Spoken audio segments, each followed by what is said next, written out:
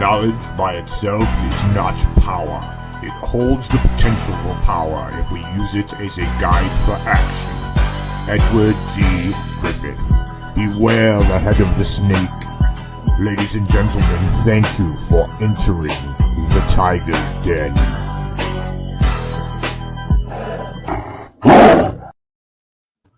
Good evening, ladies and gentlemen, and thank you for spending your time in the Tiger's Den. We will try not to waste it. It is Wednesday, June 7th, 2023 AD. This evening, ladies and gentlemen, a very serious topic, our monthly special on addiction. So I'm going to run a little monologue here. I'm going to do something a little bit different. So this is how it is.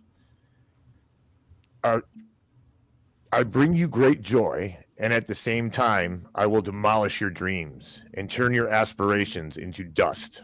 As I shroud you in despair, I will turn you into someone you do not want to be. You will not recognize yourself when I am done with you. You will live and die by my whim and command. I will make you crawl on your hands and knees and dance to the tune of chaos and annihilation. Every breath you take will be for me. You will forsake all that you love and those that love you. You act like I am your creator, but in the end, I will be your destroyer, slowly sucking the life out of you and enslaving your soul. My name is addiction. The only one who can stop me is you. I know, ladies and gentlemen, that was extremely heavy, but that is okay. With us tonight, ladies and gentlemen, to help kick this nasty vermin of addiction right where it counts. Ladies and gentlemen, we have... Anne's not here, so that messed up my intro. See, I write these down, ladies and gentlemen. Do-it-yourself media. So with us tonight, we're going to skip right past Anne. Hopefully she joins us, is Dr. Ginger Kinsey PHD. Also, we have Occult Priestess, the soul counselor. And, I'm not done yet. We've got Patrick here, the plumber. Also, Erroneous method. So look at these heavyweights. All of them, ladies and gentlemen, indeed. They are all going to be kicking tail and taking names. This bunch, I am truly blessed and honored, ladies and gentlemen, with them that they're here. They're incredible people. I want to thank you guys. If I were addiction, I would be running away. I would be heading for the hills. So how are you guys doing tonight? Thank you for coming on to the show. And we're going to get with it. Very good. Thanks for having me on. Oh, look at this. Here we go. I feel better now. Here we go.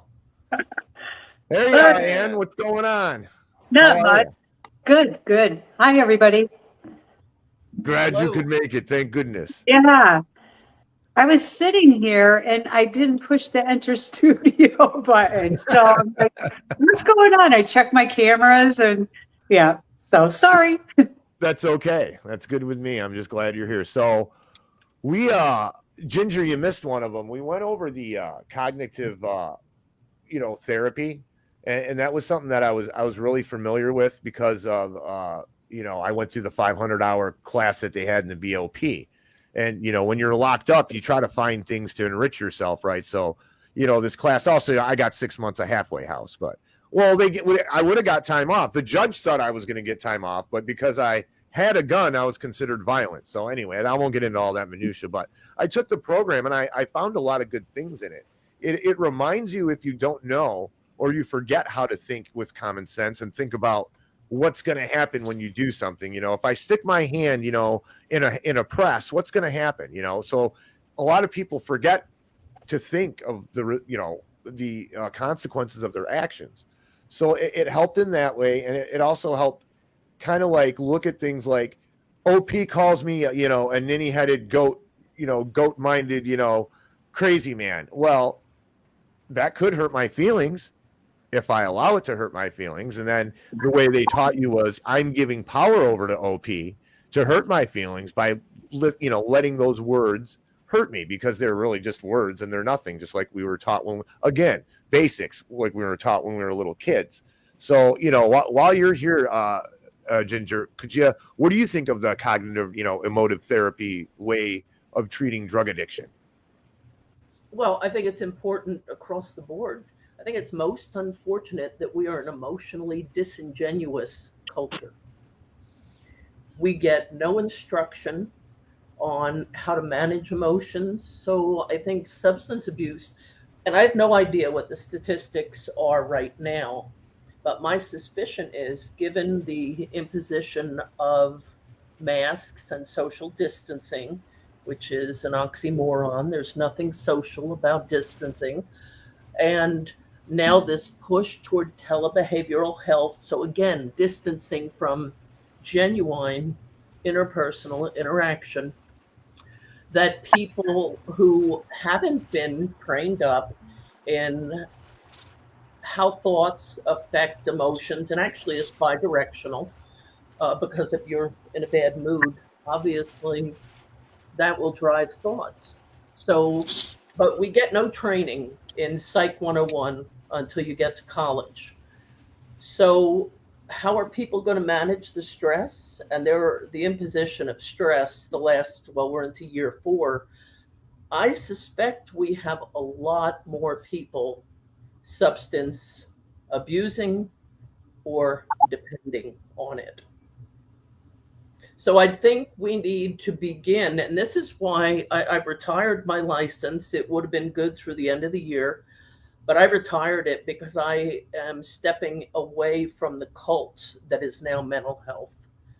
And I'm going to do life coaching. I'm going to step out of the tyranny that is mental health, that is actually licensing people who identify as it. So we have a lot of craziness in our culture, and I think we're going to see a lot more abuse of substances, unfortunately. I agree. Especially as the account. I'm an economic hawk, and as the economy gets worse and people suffer, substance abuse rate it's going to skyrocket. Anybody else want to? Anybody got? OP, are you familiar with? You haven't joined us on one of these episodes with like rational emotive therapy or rational thinking therapy? I find that a lot of these types of thinking therapies are based on Buddhist therapies. So, yeah, I know more of the original thought, how to get out of your mind, how to observe yourself, how to find the inner child, the different aspects of ourself that got hurt, and heal that one at a time. When you're working with the modern modalities, it doesn't fit everyone. And I had to go back into the past to find what worked best for me. Nice. Mhm. Nice. And anything on the REBT therapy? No, I think, in most of the programs, it may not be called that, but I think there's a lot of work, that's done trying to help people look at that, look at how they think, look at how they perceive things, look how they take in what others say. So I think it's like in there. It's just not called that unless you actually go to a therapist that specializes in that. So. Right. Pat, have you ever heard of that? Have you, cognitive dissonance therapy or cognitive emotive therapy? There's a couple different. Not directly, but it makes a lot of sense. I don't know. I was kind of part of recovery of old 20 years ago, and we still kind of had a spiritual basis. Right is right, right is wrong, wrong is right thing. I couldn't imagine with woke culture trying to intertwine that with a program that was created by Christians in 1934, which is why I take issue with that the program came from Christianity, because Bill Wilson actually got the program from bad occultist, Aleister Crowley, the 12 steps. Wow. No, I didn't know really? that. Yeah. Well, touche on that. More to the point, in our current society, I think there has to be a revamping of your thinking. If I have any privilege, it's that I was brought up by a mother that loved me and was taught to do the next right thing. Most people out there aren't functioning on that level today. Chivalry is dead. Everybody's staring at their phones. So I think, yeah, if you're gonna tackle it, it seems like a good way for recovery to progress, in my opinion. Erroneous method. Have you ever heard of any REBT therapy or anything like that? As I think my jaw's going to end up hitting the floor here in a second. I'm not actually familiar with this form of therapy. Could you give me a simple definition? Okay. Basically, it's like it's basic thinking. So before you do something, you think about how it could play out in more than one way: the good, the bad, the ugly. Then you weigh it out. It's like common sense, right? Or then, like I just gave the say I call you a name, right? And I'm trying to get into your feelings and make you feel a certain kind of way, right? And you can take that and say, yeah, let me make you angry, let me make you sad. Or you can empower yourself, don't give your power over to me, and say, hey, what he just said, I know that that's not true, so I'm not even going to let it affect me, because it's just hot air, right? So it's kind of like Ginger, could you help me out? Is that a good way to explain it? Or it's looking at the connection between thoughts and feelings. Yes, there you go. And naturally behaviors, right? Because they're all connected. But again, getting back to the fact that we get no training in what it is to be a thinking, feeling, behaving being. So, and I know I'm moving away from Albert Ellis's definition of rational emotive therapy or whatever, but on a more basic level, it's creating appropriate boundaries interpersonally with other people, because oftentimes people end up in codependence, overly dependent on other people's opinions of them.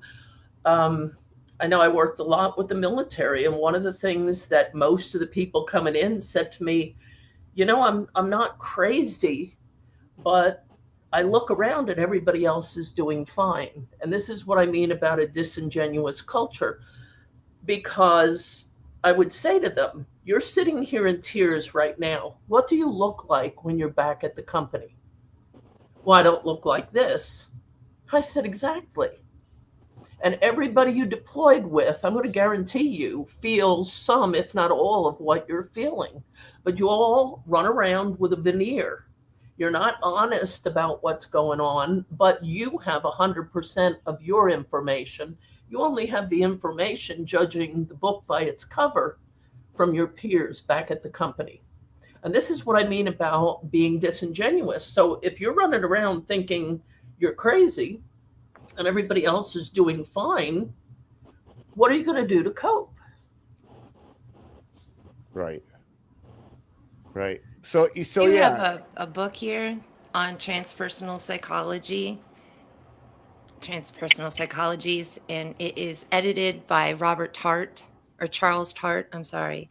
But I have a lot of books that are taking the Eastern way of thinking, or teaching yourself how to think and feel, retraining yourself, and putting it in psychological terms so that the Western mind can grasp and understand it.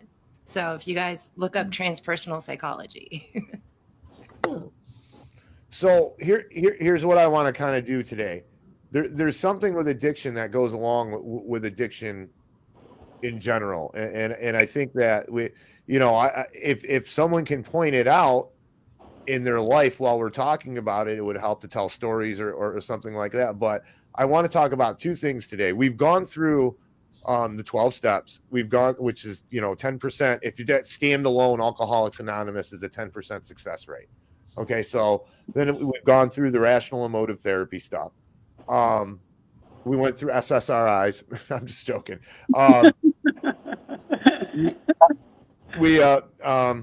Let me see the comments here. Let me get in the comments. And then there was something I wanted to get into with professionals, and I'm glad you're here for this too, OP, and I'm glad I have two males here. I'm glad I have such a diverse group here, because I want to bounce this theory off, but I'm going to save that to the end.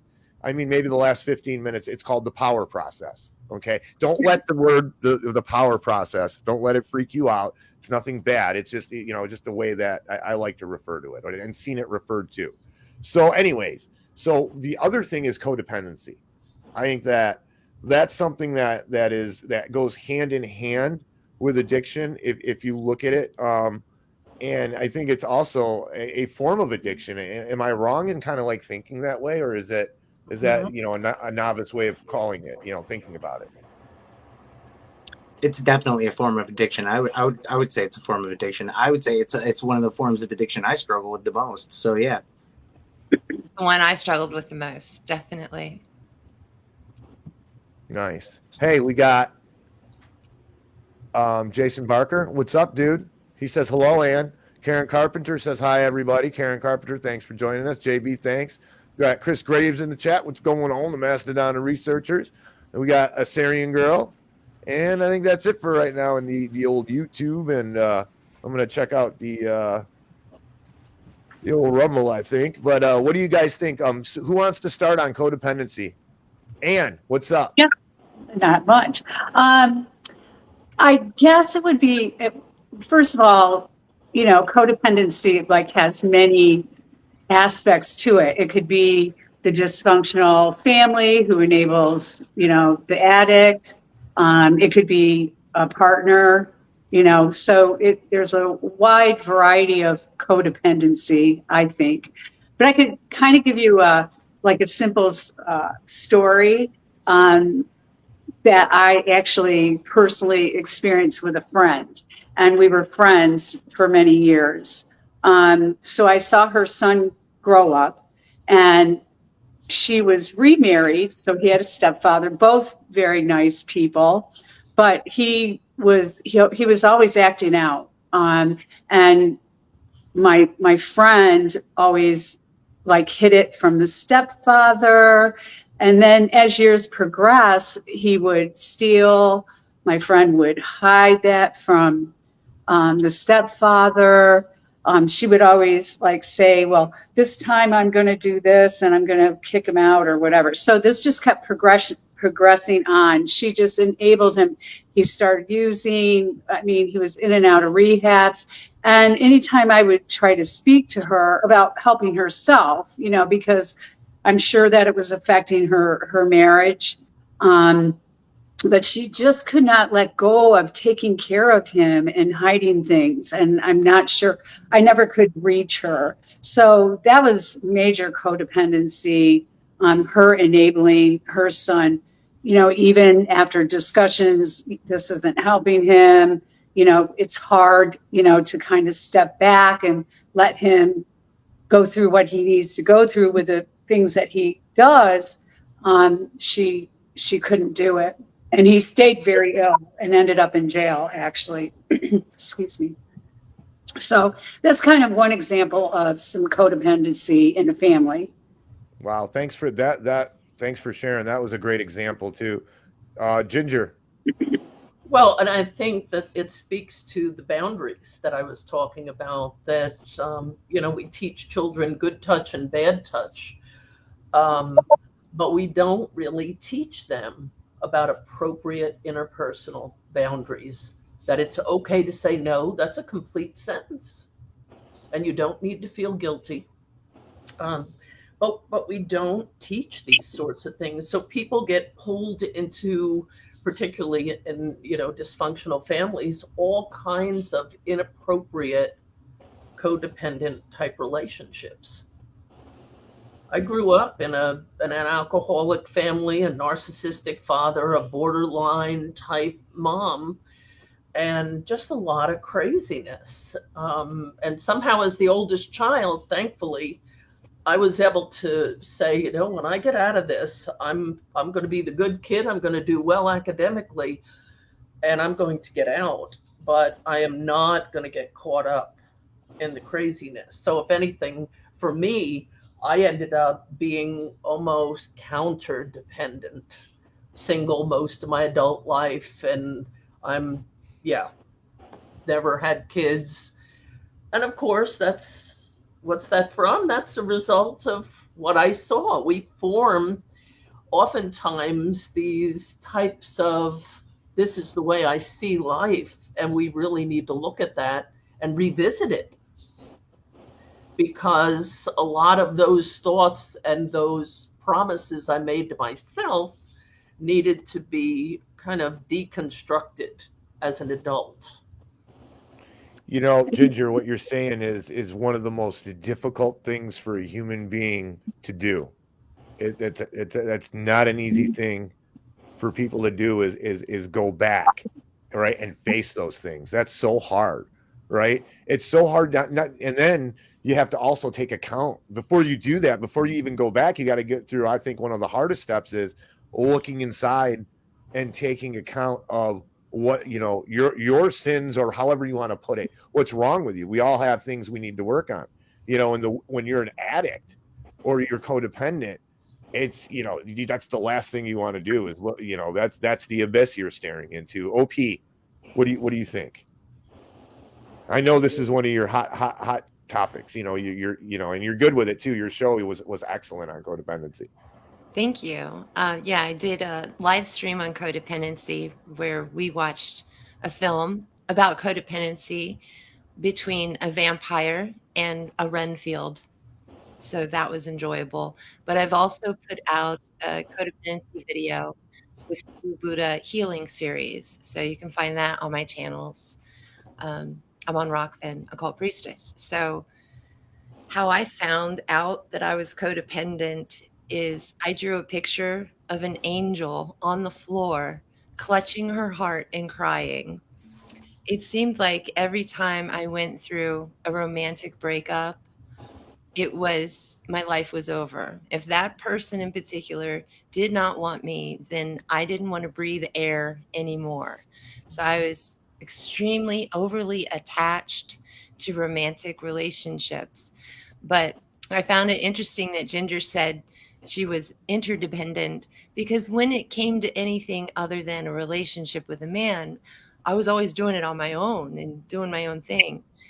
But also, I didn't seek out men necessarily, and that can become an addiction too. It's just when I did fall in love, I felt like it was forever, and I would freak out at the end.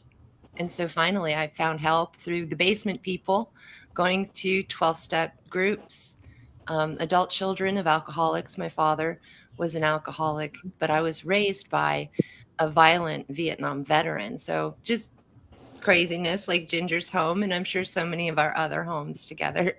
And that's what I like about a forum like this. It reminds me of being in the basement at a church and everyone sharing their stories and giving self-reference and saying, I did better, and showing themselves an example to others who are struggling. Well, and that's Exactly. being genuine, isn't it? Being open and being genuine. That's Which why you guys are here.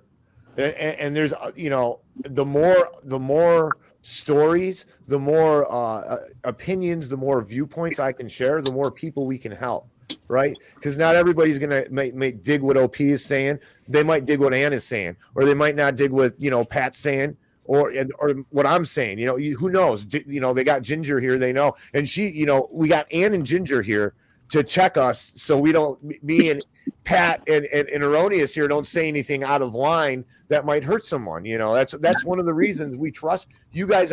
Ladies and gentlemen, the people on the screen are genuine people, or they wouldn't be here to talk about this stuff. This is a big deal for someone to get in public like this.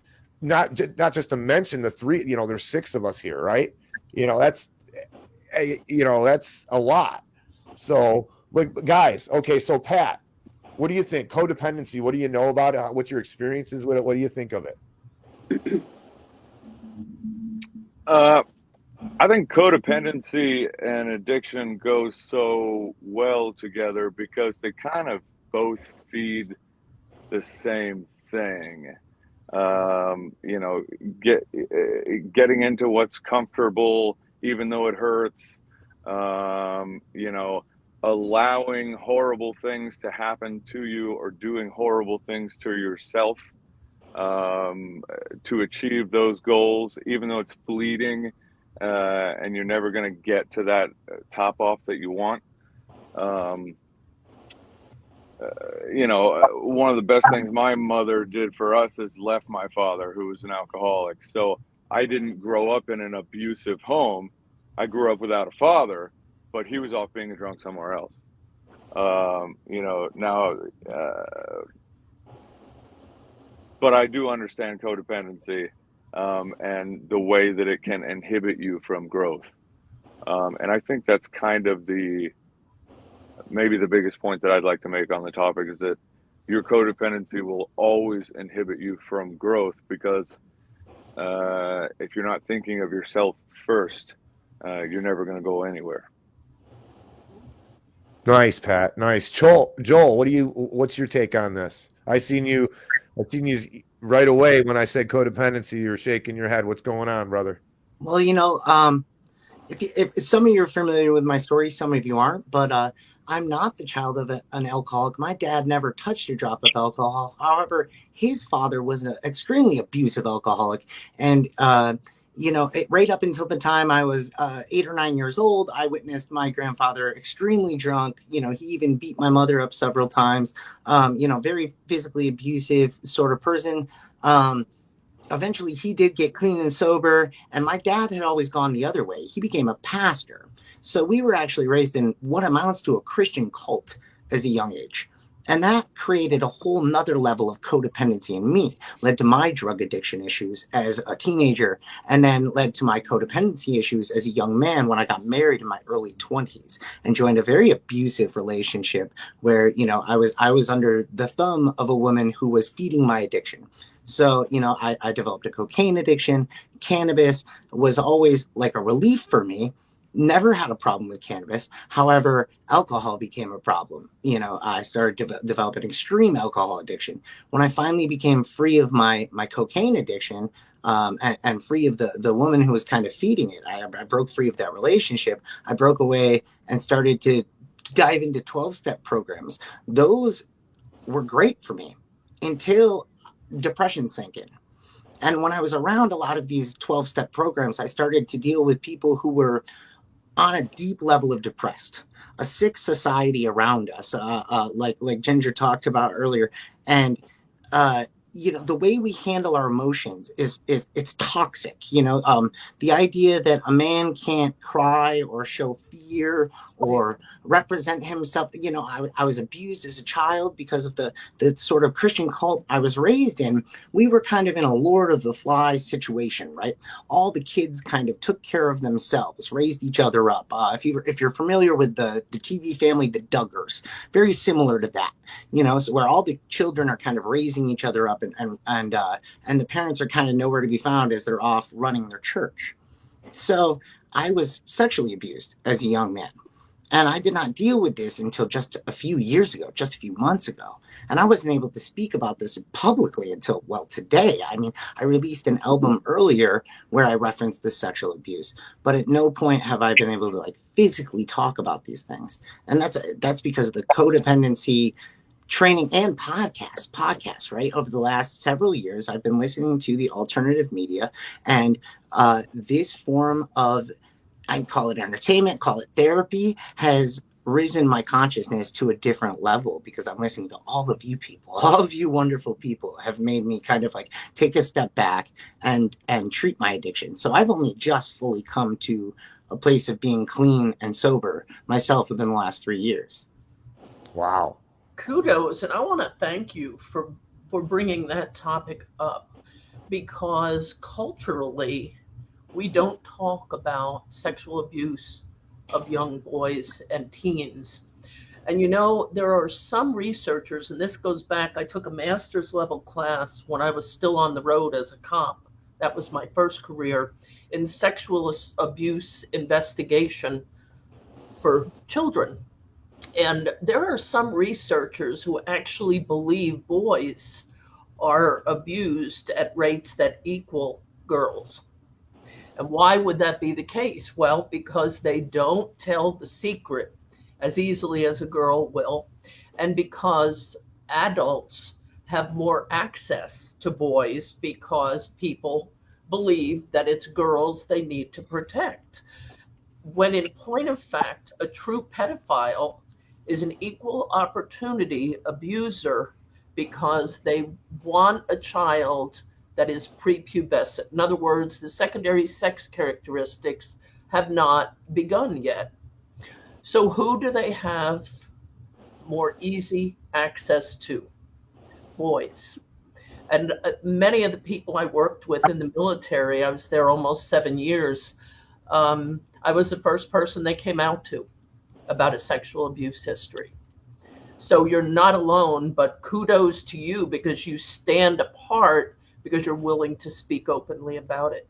And I want to add that this took a long time to get here.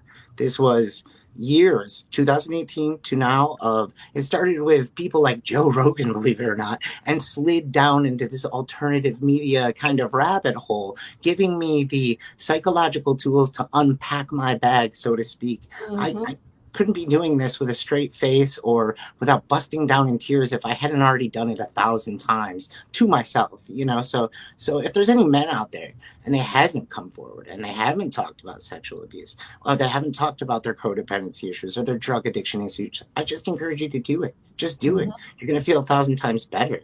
Come forward. Come find somebody you feel safe, you know, and talk about it. Joel. Man, dog. Dude, you definitely got big kahunas, man. I mean, people don't understand the bravery it takes to do something like that. Not only, like you said, you faced it, you dealt with it, and now you're here talking about it. You know, that's gangster. 100%, man. 100%. You know, that's something, you're right, Ginger. People don't like to talk about that. What do you think of that, Ann? What do you think of the cultural stigma of, especially with men? I mean, listen, I understand. The thing I hate worst about one of the things that our culture does with women is objectify them. I do not like that at all. That really upsets me. But men have a certain pressure that you guys probably know about, but I'm going to say it anyway.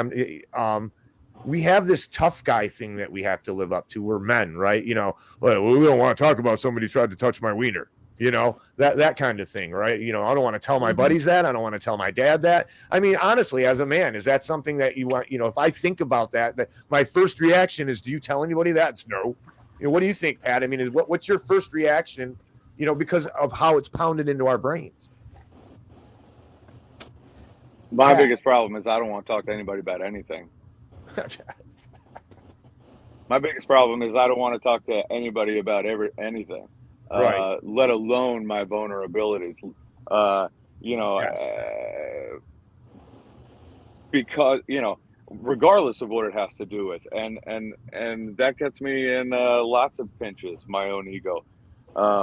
So, you know, kudos to you, Erroneous. You know, but every time I force myself to speak to my therapist about it, or you know, an acquaintance, or, you know, God forbid I get the guts to talk to my wife about it, I feel better. Right. And I know I'm going to feel better if I talk about it. But my social anxiety hates confrontation as well, which is why addiction and anxiety going together, they don't make a good mix for that 7-headed monster on your back. No, you're right. And what do you think about you know, the child abuse, the boys not saying as much as you know, with the girls? We're not going to say it right away. You know, what do you think of that? No, I agree with Ginger on that piece, but I also want to say that, you know, I know it was mentioned, oh, you know, we're not allowed to cry because we're men. We're not allowed to, you know, show our feelings. But on the flip side, women aren't allowed to get angry.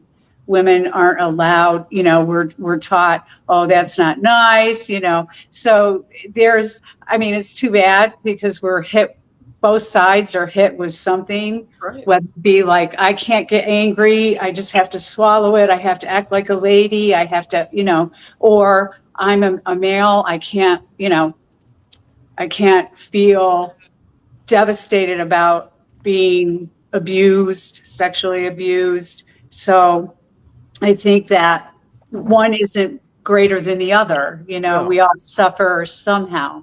But yeah, I can imagine, you know, I'm not a male, but I can imagine that would be a very difficult thing to finally talk about. And as Ginger said, you know, everybody's protecting the girls, not the boys. So yeah, that's kind of what. It's funny what you just mentioned, because as well as Pat, what he mentioned, because I'm very assertive, and that came from over 10 years on the road in uniform. Talk about gender role kind of discomfort the first few years wearing that uniform, but it was the best experience for me because I have no problem being assertive. I won't be the person that when stuff is going down, I'm there videotaping. No, I'm going to be getting involved. But by the same token, being 6 feet tall, and I'm not in the shape I'm 65 now, but I used to train at a competitive level. And I was routinely told I was aggressive. I'm not aggressive, never been aggressive. I'm assertive, but it's typically a guy who's 5'8", 5'7". He's shorter than me, small mind, go along with this. And I've had mental health supervisors, you're being very aggressive. No, I'm being assertive. And I think you need to think about the language that you're using with me, because I'm irritated about this, but I don't go off and holler and scream, or I'm not into drama, but I do and then I have my police voice as well. My grad advisor said, Ginger, because I'd get up in front of the whole lecture hall without a microphone. And but again, I've gone off on a tangent, but we're speaking about emotions, and we're speaking about gender roles, and gender is a big thing today.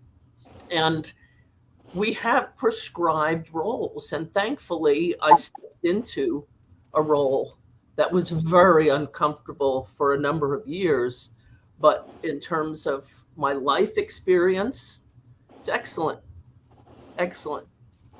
Because I don't stand down. If something is not right, I'm going to stand up. OP. On the whole gender thing. And the expectations of how this affects all of this because this is important. It's this isn't like, okay, we've gone off the weeds of codependency addiction. This is kind of like final thoughts on this gender thing a little bit, but the gender pressure that everybody's put on, it's not even real. I guess that's my thing. What do you think, OP? Yeah, I don't necessarily think gender pressure is real, because I knew tomboys. I knew a lot of girls. Like, I attracted the tomboys, and they were climbing trees and scuffing their knees and doing all the boy things, and nobody thought any different. But I was born in 1974. Some of us have been born even earlier than that. And so this is all, to me, social engineering. And I don't blame David Bowie that, twisting gender in the 70s. I just think they make things fashion on purpose to fit their agenda. And I do believe that the transgender agenda is turning into and planned to be the transhumanism agenda. That's right.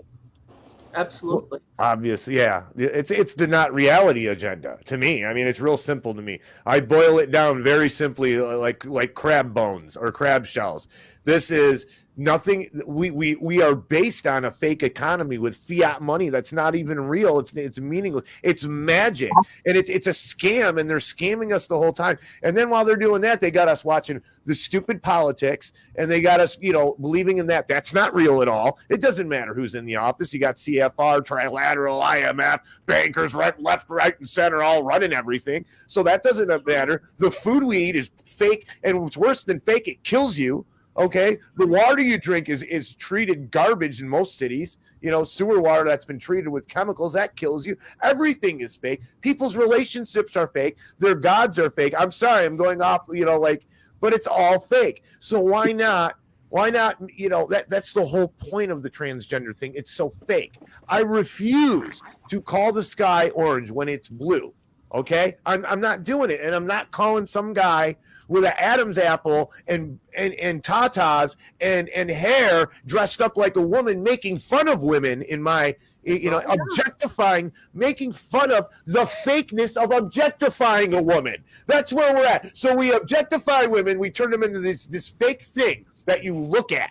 Okay, then some jackass comes along, okay, and pretends he's the fake thing that we're supposed to be looking at, that women are pressed into living up to. It makes blows my mind. Sorry, I somebody help me.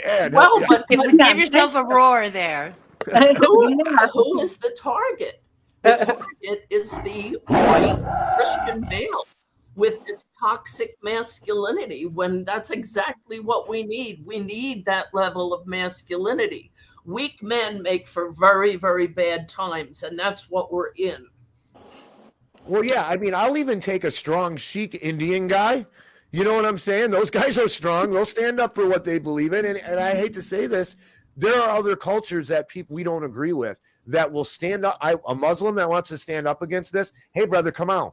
Let's go. Hey, you're Jewish? Okay, come on, let's go. Hey, you're a witch? Come on, let's go. You want to stand against this nonsense reality. That is more important than anything else, because that's what they're trying to do, not just to white Christian males. The plan is to weaken all of us, but it's for all of us. It's the whole world.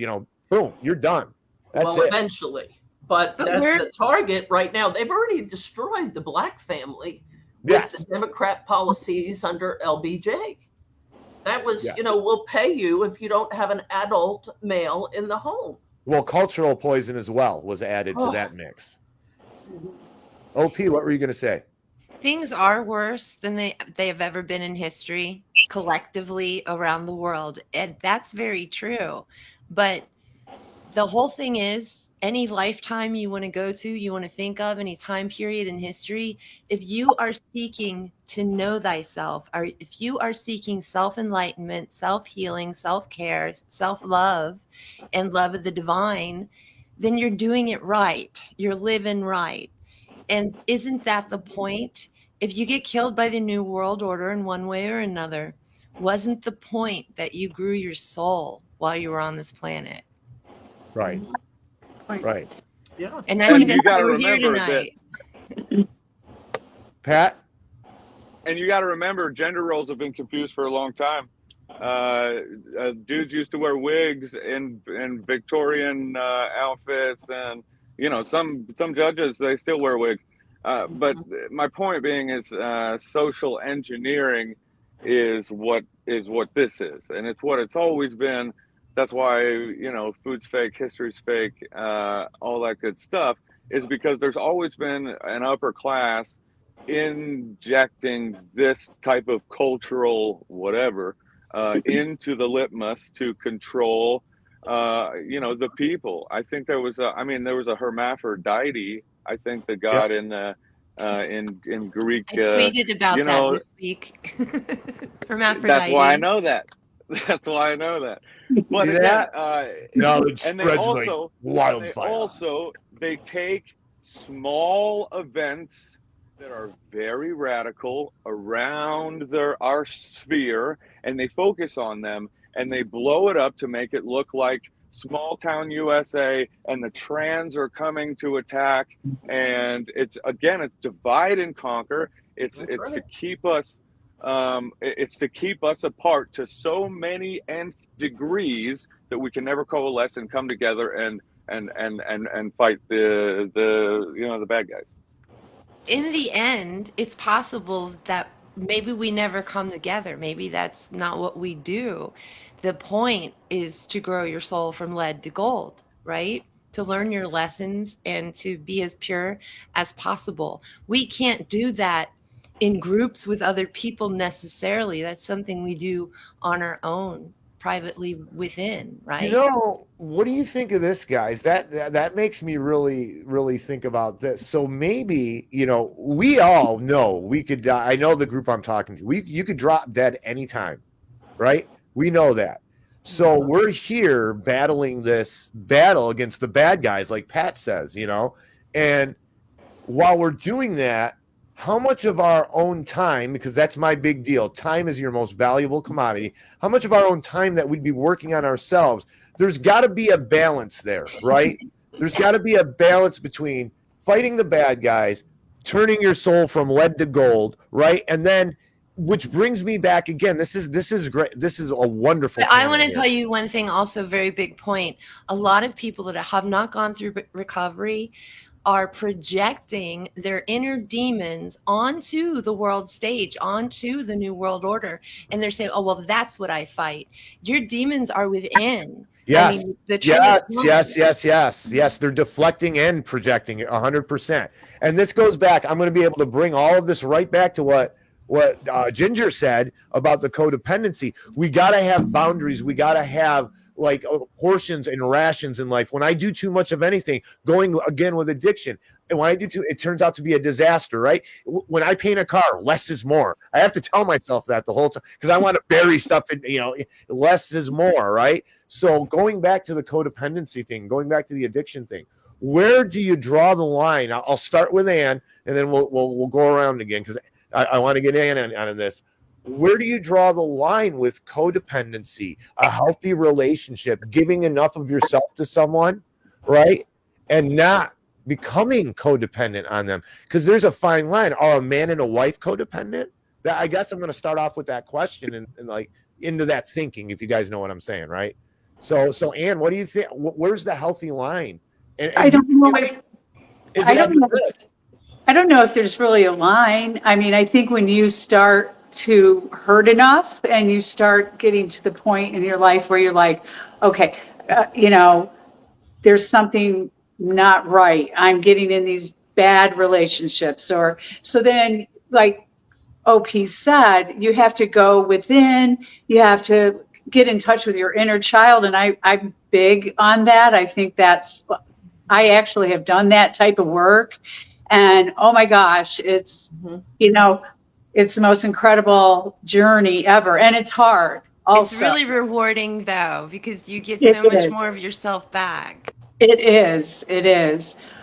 So I don't know that there's a line. I just think that it's just like when you're sick and tired of, feeling you're sick of doing the drugs and there's this point I've hit my bottom, I've got to do something.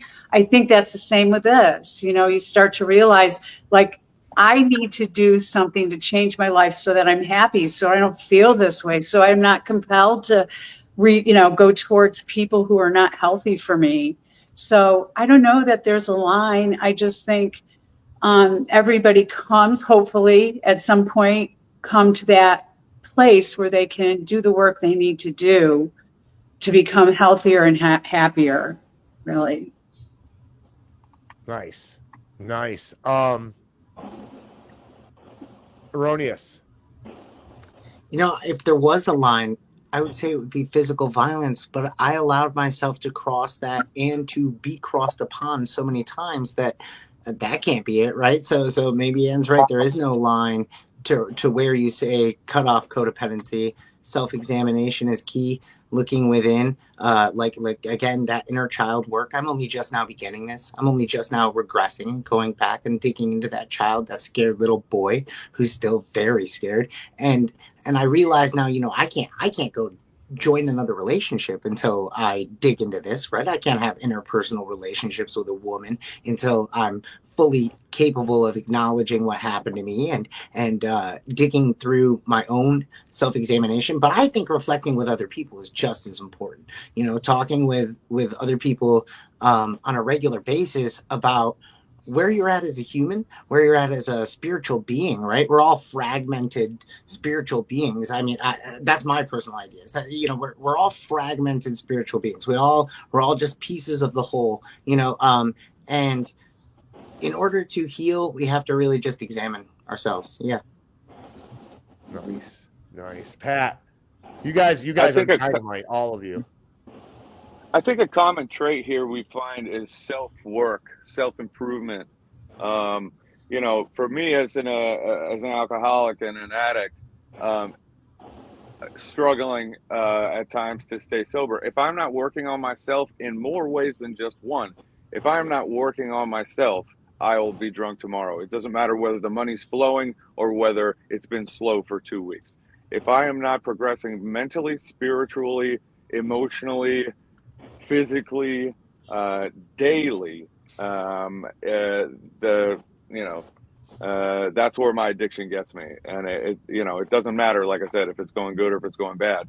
I have found the more I work on myself, the more I want to work on different areas of myself and trying to spread that around. That doesn't mean I'm perfect. I fail at a lot of things, and I probably could be a better husband. But self-work. I think self-work. Nice. Ginger? Oh, goodness. So no matter what, before you go, Ginger, wait, one thing. Before you go, codependency, it sounds like no matter what is a bad thing. No matter what.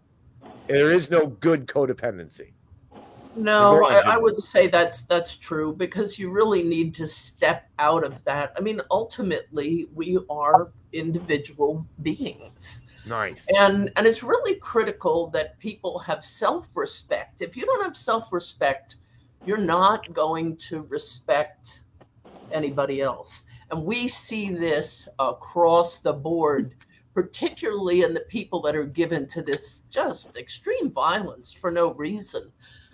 These people don't have self-respect. So to expect them to respect you is pretty ridiculous, really. But, one thing I wanted to talk about is they're constantly focusing on racism and different types of phobia, which is an irrational fear. And I don't see people transphobic. I don't think people are. But the thing that we don't talk about, and this gets to the social emotional learning, is favoritism, cronyism, and nepotism. That's what's destroying this world, and we are not talking about it. And what's that about? It's about the biases that are inherent in all of us, where we form groups to feel part of a bigger whole, and we extend a bias, an in-bias to the in-group. But by definition, having formed a group, we have one or more out-groups. That doesn't mean we're racially against an out-group if our primary group is Black or white or Latino. But it does mean that just as most people, this isn't always true. There's a subset that this is not true for, but most people favor their own children. That doesn't mean that they don't like the neighbor's children. It just means that there is a bias on the part of their family members. It's natural. It's installed in us. It's Pavlovian instinct, right? Well, Ginger is talking about the New World Order, and she might have not had the pleasure of watching 10 hours of David Icke explain how all the world leaders are related by blood. So we call it a bloodline and like a spiritual war. That's how we see it. So what do you think about that, Ginger? Yeah, no, I Thanks, think OP. that there's something absolutely to that. And perhaps that's why then within mental health, we're not talking about this, but this is the issue. So foreboding knowledge. I would also like to say that even Carl Jung his works have been shunned because he goes beyond the subconscious into the superconscious. Whenever a doctor or psychologist gets beyond the threshold of reality into mystical realms, they are shunned and shut down because that proves we have a soul. Right. No, they don't want that. You don't find the red book on a lot of shelves. Oh, sorry. Nice. No, that's not what they don't want you to find your soul. That's why they like the whole addiction thing. I consider it when your soul is under attack. Your soul is a slave. It's a slave to the addiction. So many things happen to a person. It is evil. It is definitely, I believe, an evil manifestation. I call it the devil. Literally, when you are addicted, you have demons inside of you. You literally, for lack of a better term, if you want to use whatever, it's demons inside you. Real quick, I wanted to get to this. Assyrian Girl, thank you for watching Assyrian Girl, by the way. I think she's like looking at the codependency thing kind of like I was. she says there are all shades of white to gray to black that we need to determine when we're involved in codependencies, quote unquote, as we go through life. But before she made that comment, she said this one. Where is it? I think codependency is a misleading term. So again, we're dealing with the words, and I that's important too. There are healthy and unhealthy codependencies. A healthy, respectful marriage is a codependency, but a wonderful one. I think when we're using the term codependency, we're using the psychological term. If you use the word on its face, codependency, that's right. Me and my dog are codependent, right? It sounds like partnership. Yes, it does. It sounds like partnership, but in psychological terms, it is a hurtful relationship with someone. Either the one person is like my mom and me and my brother. My mom would give my brother money. My mom would give me money. She knew we were doing drugs to kill ourselves, right? We would ask our mom for money, right? She was codependent on us. There was a relationship there. It was hurting her. It was hurting us. Everybody usually in codependent relationships is getting hurt one way or another, even if there's a controller at the top, because there is the triangle of the codependency. I didn't want to get into that and throw everybody off, but Anne did bring that up, that the line that you know something's wrong is the pain. Yes, there it is. And there it is, AG. There's the answer, is the line is the pain. And typically emotional pain comes way before the physical pain. But I wanted to say that semantics language matters. And I think what they're talking about isn't codependency, but a healthy interdependence is a healthy marriage. My husband and I, it's a healthy interdependence, but definitely not codependent. Right. I was told once by someone who was trying to describe that you don't have to be in this romantic Wuthering Heights relationship, that her marriage was just the cherry on top of her life. It was that extra special, beautiful thing that she was grateful for. And that changed my mind about it. Nice. Guys, we got 3 minutes left. We're not going to get into the power process in 3 minutes with 6 people. It's impossible. That's impossible. But hey, we're going to do another one of these. We do them every month. So you guys, everybody here is, me and Ann are we're the guys that are in the cahoots about this, the gal and girl and guy that are in cahoots about this. So if you guys want to come back, that would be excellent, because I'm in the comments. Everybody is enjoying the show. Number 6. Thanks for watching on Rumble, by the way. And I think it is Lisa Bellinger. Also on. We are also. I had some problems tonight, but usually we're simulcasting on all TNP platforms. But I guess I was messing around and for some reason, 6 was unable to do it, so me and him got to get together. Sorry about that, 6, but I just wanted to let everybody know about that. I'm not gonna get into too much plugging because I got people here that need to plug themselves. But check it out. If you're looking for gold and silver, check out davidknight.gold. Check out the Wolf Pack. That's a good way to get gold and silver into your house through the mail. If you do not, don't want to do that, and even if you do that, find a local gold and silver guy. Get to know him. And deal with him, because sooner or later you're not going to be able to get your hands on it. Kind of an important thing that I'd like to tell people, because the economy is in shambles, ladies and gentlemen. Let me tell you. Check out we got the Knights of the Storm. You got check out all the TNP. You got Digging with Chris Graves. You got Conspiring with Tom Cooper. We got the Foxhole. We've got all these shows. We got Joel. We're going to let the ladies plug, and then we'll get into you guys. So let's start with Ann. Well, I just, want to thank everybody here tonight, because, it's so nice to have so many different opinions and thoughts on things. And OP, I love you. I haven't seen you much. I'll check out more of your work. Yeah, you've said a lot of very, very nice things that will help people, I'm sure. And it's just really nice to have a diverse group here, and, be able to give their thoughts on all this. So I just want to thank you guys. Thank you, Ann. No, it's an honor to have you here. Ginger. Thank I you. want to just thank you for the opportunity. I'm new to these podcasts and hoping to start my own, actually, because I retired my license. I really need to let people know about some of the corruption that, being a former investigator, I have boxes of documentation from a weapons cover up on Fort Hood, calling the FBI, being dismissed. So do I think that people are set up with false flags, that they're trying to get our Second Amendment? You better believe it. I absolutely do.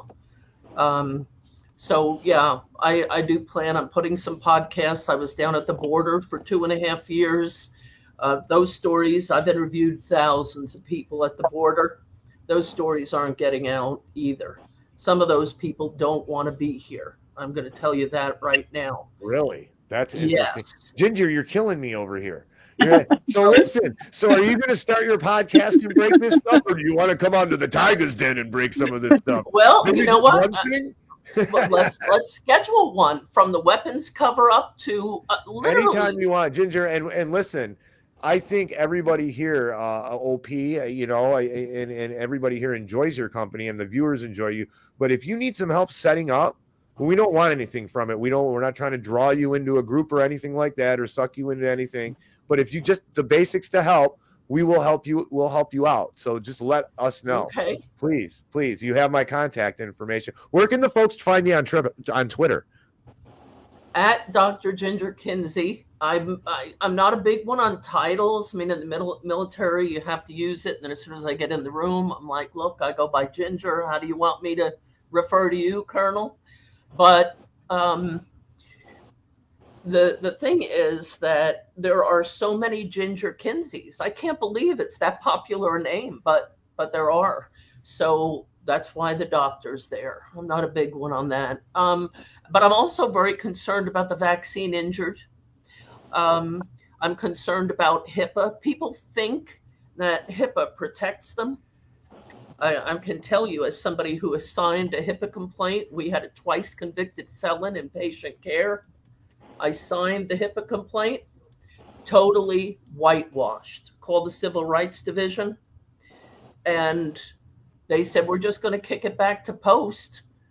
So the privacy officer went out on extended medical leave. So the thing is, HIPAA is about all the reasons the government will access your electronic medical records. It is not about portability. It's not for your protection. And I can prove this. Nice. All right, you guys are gonna be hearing from Ginger. Whenever you're ready, Ginger, we'll talk, and whatever you want to talk about, okay, we'll give you a whole Wednesday episode. OP, where can the good folks find you? Thank you so much for having me on. And thank you, Angry Tiger, for hosting and putting all of these amazing people in the same room together. And everybody here, thank you so much for showing up and sharing your stories. This is one of the most important things I think we can do, period, because it really does help people with themselves. And that's what most people need help with, because when you think of the collective, it's made up of many individuals. And if all the individuals were healed, we wouldn't have these issues. So I'm occultpriestess.com. I've been a professional psychic for over 30 years. And I like to soul dive with my people. So if you'd like to soul dive with me, check me out at occultpriestess.com. Thank you. Nice. Pat, what's going on, brother? You've been all over the place. I'm tripping over you over at Conspiring with Chris Graves and Tom Cooper over there. You've been in the Tiger's Den. I think you're on Knights of the Storm not too long ago, man. What's going on? No, I'm trying. I'll keep coming around as long as people find relevant my opinion and what I have to say. I'm grateful to say it because I get things out of hearing you lovely people talk. So I figure people could possibly get the same for me. Again, thanks everybody. Thanks everybody for being here. And this forum is it can be part of your self work. It's It's our this is us holding church for addicts and alcoholics. Absolutely. There is hope. There is hope in recovery. That doesn't mean recovery is easy, but there is hope. That's all I got. Nice. Erroneous Method. Yeah. Final words, and where can the folks find you, brother? Well, again, you can get help. Go get help. Talk about your problems. Talk about your past. Dig into yourself. But you can find me at Instagram, Erroneous Method, Twitter, Erroneous Method. I just dropped a brand new album today. Not many people have heard it. It's called Mercury. Check it Nice. out. It's all about addiction, and it's all about childhood trauma. So please check it out. That's available on every streaming platform out there. I also have a podcast that's called Shut Up Joel. You can find that on Spotify. Just had Angry Tiger on not too long. Yeah, it was an honor, brother. That was great. Great episode. I'm always honored to be the dumbest guy in the room, So it's always impressive to be asked to come do these things, and I appreciate all of you. Have a great night. Thanks, Erroneous. Ladies and gentlemen, I first of all, everybody on the panel, you guys are all tremendous people. Thank you. I am honored to have each and every one of you on here. I mean, really, thank you so much for coming on. This is something that is very important, I think, for everyone. And anybody out there suffering, anybody who needs help, get it. Work on yourself. If you're in our community, come on the show. If you don't want to come on the show, DM me, DM one of these people here. We'll help you out. We'll point you in the right direction. You are not alone. I want everyone out there to remember, please, you're not alone. Remember that. And there's always hope. Where there is life, my dad taught me that. I know he didn't make up the saying, but where there is life, there is hope. So remember, you are not alone. And also remember this, ladies and gentlemen, time is your most valuable commodity. Cherish it. Try not to waste it. Spend it doing something you love, with someone you love, improving yourself, preferably all three of those things. Ladies and gentlemen, until we meet again. Your time is your most valuable commodity. Cherish it and use it wisely. Until we meet again.